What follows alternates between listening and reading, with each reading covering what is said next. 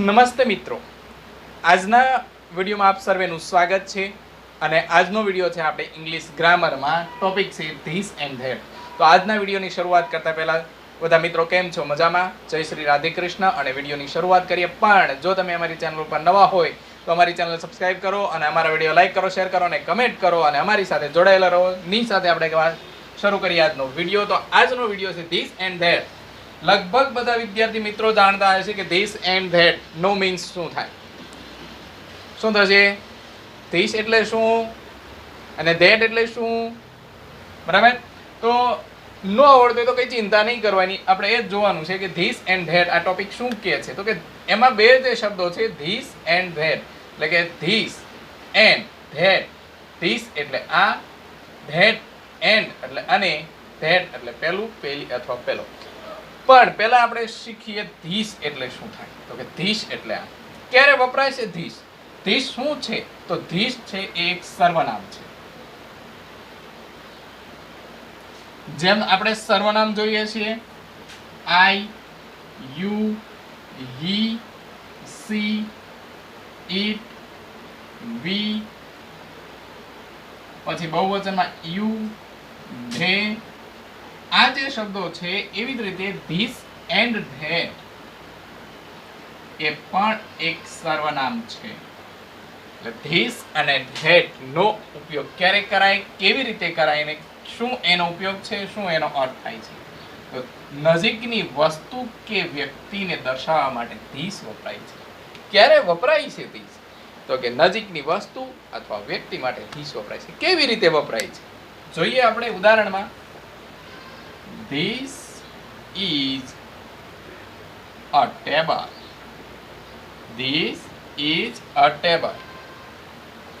તો અમુકાણો જ્યારે આપણે આર્ટિકલ શીખ્યા હતા ત્યારે અન અને ધ કેવી રીતે મૂકવો, ક્યાં મૂકવો એના વિશે જાણવું હતું. જો તમે એ વિડીયો ન જોયો હોય તો અમારી ચેનલ ઉપર એનો પણ વિડીયો છે, એ પણ તમે જોઈ લેજો કે અન અને ધ ક્યારે મૂકવા, કેવી રીતે મૂકવા. તો અહીંયા નામની શરૂઆત વ્યંજનથી થાય છે એટલે આર્ટિકલ તરીકે અ મુકાય છે. This is a table. અર્થ લઈ લઈએ પહેલા એનું. ધીસ ઇઝ અ ટેબલ એટલે કે ધીસ એટલે થાય આ, ઇઝ એટલે તમને ખબર છે, પણ વાક્ય રચના પ્રમાણે અહીંયા મૂકીશું આપણે અ ટેબલ નું ગુજરાતી. અ ટેબલ એટલે ટેબલ જ લઈશું અને ઇઝ એટલે છે. તો વાક્ય બની ગયું ધીસ ઇઝ અ ટેબલ એટલે કે આ ટેબલ છે. તો ગુજરાતીમાં તો આપણે ઘણી વખત આ ટેબલ છે, આ ખુરશી છે, આ પેન છે, આ પેન્સિલ છે, ઘણા બધા વાક્યો વાપરતા હોય તો એનું ઇંગ્લિશ કેવી રીતે કરવું તો હવે તમને આવડી જાય કે ધીસ ઇઝ અ પેન કહી શકો ને તમે. This is a pen. આપણે બહુ સ્લોલી ચાલવાનું છે, સ્પીડલી નહીં, આવડી જવું પડે કે ધીસ ઇઝ અ પેન. મારા હાથમાં પેન હોય તો હું કોઈને ઇંગ્લિશમાં કેવી રીતે કહું? This is a pen. આ પેન છે, બરાબર? આપણે ઓળખાણ કરતા હોય તો ધીસ ઇઝ અ ટેબલ એટલે કે આ ટેબલ છે. આ વાત થઈ વસ્તુની. કોઈ એવી વસ્તુ લઈએ કે જેમાં આર્ટિકલ તરીકે અન મૂકી શકાતો હોય, જેમ કે ધીસ ઇઝ અન એપલ. શું વાક્ય બન્યું? તો કે this is an Apple. This is an Apple. હવે કેમ અન મૂકાણું? તો વિદ્યાર્થી મિત્રો, નામની શરૂઆત જો સ્વરથી થતી હોય, હવે અંગ્રેજી ભાષાના 5 સ્વર એ, ઈ, આઈ, ઓ અને યુ. હવે જો આ 5 થી નામની શરૂઆત અથવા શબ્દની શરૂઆત આનાથી થતી હોય તો આર્ટિકલ તરીકે શું મુકાશે? તો કે અન મુકાશે. એટલા માટે અહીંયા શું મુકાણું? તો કે this is an Apple.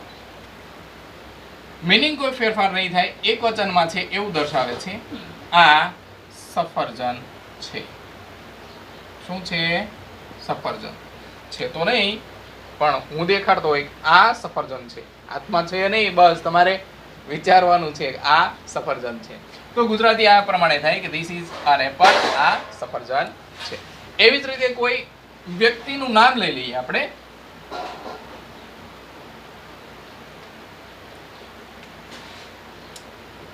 This is, હવે જો ખાસ યાદ રાખવાનું કે કોઈ પણ વસ્તુનું નામ હોય તો એની સાથે આર્ટિકલ અ અથવા અન મુકાશે, પણ આપણે એ પણ શીખ્યા હતા કે કોઈ પણ વ્યક્તિવાચક નામ હોય કે સંજ્ઞાવાચક નામ હોય તો એની સાથે અ અનનો ઉપયોગ કરી શકાતો નથી, એટલે કે આર્ટિકલ મુકાતો નથી. એ પણ આપણે શીખ્યા હતા.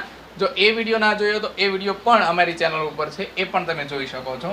કે ધીસ ઇઝ, હવે તમે કોઈ પણ વ્યક્તિનું નામ લેશો તો વ્યક્તિના નામમાં તમે આર્ટિકલનો ઉપયોગ નહીં કરી શકો, બરાબર ને? તો આપણે આ વાક્ય બનાવીએ છીએ કે this is Raj. This is Raj. હવે આ રાજ છે એ કોઈ છોકરાનું અથવા વ્યક્તિનું નામ છે. છોકરો વ્યક્તિમાં જ આવે, વ્યક્તિવાચક નામ છે. વ્યક્તિવાચક નામ છે એટલે આર્ટિકલ નહીં મુકાય. આપણે શીખીએ છીએ ધીસ ના વાક્યો કેવી રીતે બનાવવાના, એટલે કે this is Raj. This is રાજ.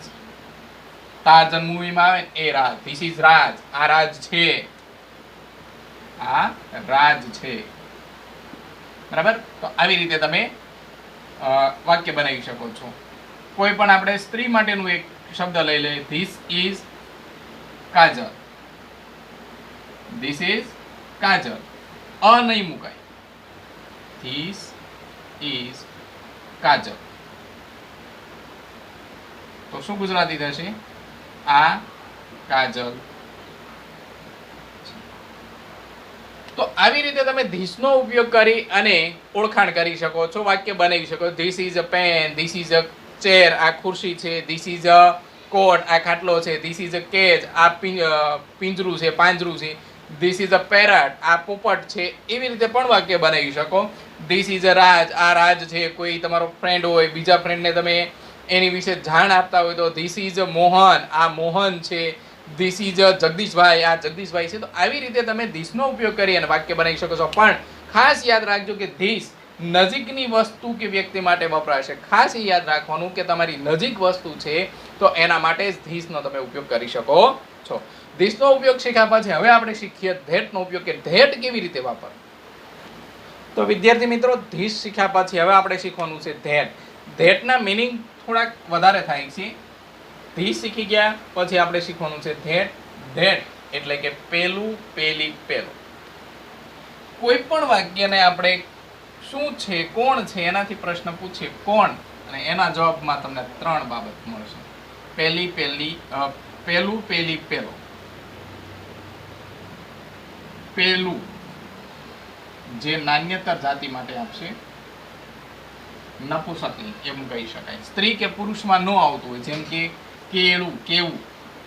કેવું, કેવી, કેવો થી પ્રશ્ન પૂછાશે ને એનો જવાબ જે મળશે ને એમાં આ જવાબ આપણને મળવાનો છે. પેલી સ્ત્રી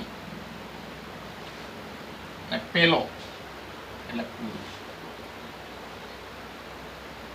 3 પ્રકારના અર્થ થશે. પેલું કેળું છે, પેલી સ્ત્રી છે, પેલો પુરુષ છે. જે મિનિંગ આપ્યો છે એને જ લઈએ આપણે, એટલે ઝડપથી સમજાય. તો ધેટનો ઉપયોગ કેવી રીતે થશે અને ક્યાં થશે? તો ધીસનો ઉપયોગ ક્યાં થયો? તો કે નજીકની વસ્તુ કે વ્યક્તિ માટે. તો ધેટનો ઉપયોગ એનાથી થોડુંક અલગ, એનાથી વિરુદ્ધ, કે નજીક નહીં પણ દૂર. નજીકનું વિરોધી શબ્દ શું થાય? દૂર. એટલે નજીકથી દૂર. નજીક હોય તો ધીસ આવે, તો દૂર હોય તો શું આવશે? ધેટ. તો ધેટ એટલે કે પેલું, પેલી, પેલો દૂરની વસ્તુ કે વ્યક્તિ માટે. કોઈ પણ દૂરની વ્યક્તિ કે વસ્તુ હોય એને દર્શાવવા માટે. કેવી રીતે વાપરવું? ઉદાહરણ આપણે જોઈએ. That is a banana. આપણે જે ઉદાહરણ લીધું એ જ ઉદાહરણ લઈએ. That is a banana. That is a banana. તો એનું ગુજરાતી શું છે? તો કે ધેટ. હવે આનું ગુજરાતી, ધેટનું ગુજરાતી પેલું મૂકો, પેલી મૂકો કે પેલો મૂકો, એ વિચારવા માટે પહેલા આનું ગુજરાતી તમારે વિચાર લેવાનું. આ શું થાય? અ બનાના એટલે શું થાય? તો કે કેવું. કેળું કેવી છે એમ કહેવાય? કેળું કેવો છે એમ કહેવાય? તો કે ના, બેમાંથી કંઈ ના કહેવાય. કેળું કેવું છે એવું કહેવાય. એટલે કેળા માટે શું વપરાશે? તો કે પેલું. પેલું કેળું છે. ધેટ ઇઝ અ બનાના, પહેલું કેળું છે. આવી રીતે પહેલાનો ઉપયોગ થાય. હવે કોઈ છોકરીનું નામ લઈએ આપણે, ધેટ ઇઝ, હવે છોકરીનું નામ હોય એટલે આર્ટિકલ મુકાશે નહીં. That is Rajal, that is Rajal. તો રાજલ કોણ છે? છોકરી. છોકરી એટલે પેલી છોકરી છે. તો આવી રીતે ધેટ ઇઝ રાજલ નું ગુજરાતી પહેલી કરવાનું છે આપણે. અહીંયા પહેલું થયું, અહીંયા પહેલી. કોઈ છોકરાનું નામ લઈએ, that is Mahesh, that is Mahesh.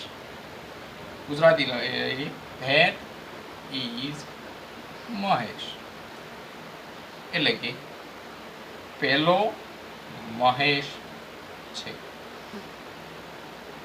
તો બનાના એટલે વસ્તુ થઈ. Okay, yes. Rajal and Mahesh વ્યક્તિવાચક નામ થયા. Okay, yes.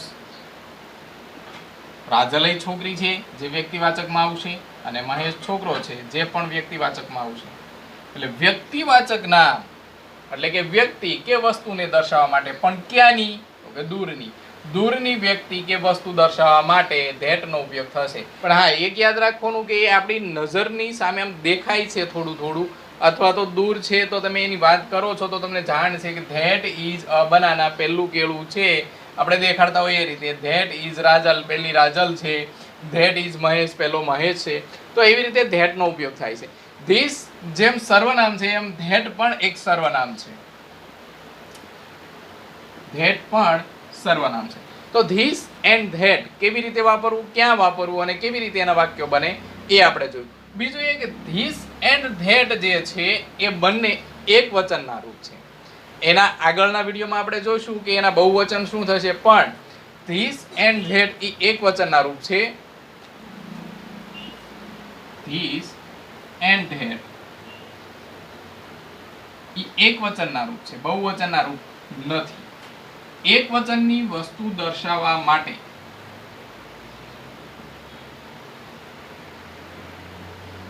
આ સર્વનામનો ઉપયોગ થાય છે, બહુવચન માટે થતો નથી. એક વચન હોય ને તો જ આ સર્વનામ વપરાય છે. ખાસ યાદ રાખજો મિત્રો, એક વચનના નામો હશે ત્યારે જ તે ધીસ અને ધેટનો ઉપયોગ થશે. ધીસનો ઉપયોગ નજીકની વસ્તુ માટે અને ધેટનો ઉપયોગ દૂરની વસ્તુ માટે થશે. તો આ હતા આપણે ધીસ અને ધેટના સાદા વાક્યો. આ વિડીયો તમને કેવો લાગે છે અમને જરૂરથી જણાવજો. અને આ વિડીયોમાં આટલું, તે નેક્સ્ટ પાછા આપણે આગળના વિડીયોમાં મળશું.